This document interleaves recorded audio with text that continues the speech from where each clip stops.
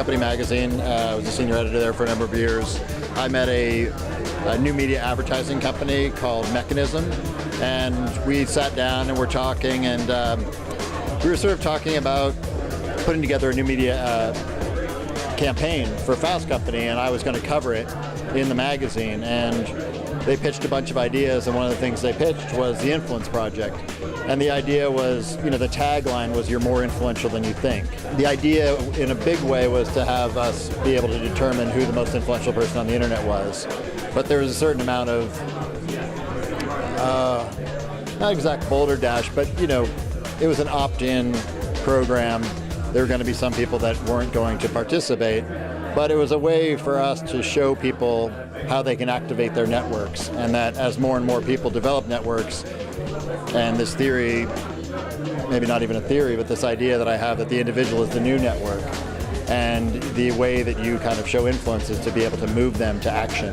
And so we set up a very simple program that'll let them send a message to their various networks and say, if you think I'm influential, make a click here. And we did it for 6 weeks, and it was a controversial and fun and engaging and sort of crazy campaign. We had one group that wanted to sort of hijack the site and take it over. We had one person call for me to be fired. We had people that say it was a stupid way of measuring influence because it was based on popularity, and it just kind of started a really great conversation around the idea, which was the main point. I don't think we were really trying to discover the most influential person online, but it was certainly a way to get into the space.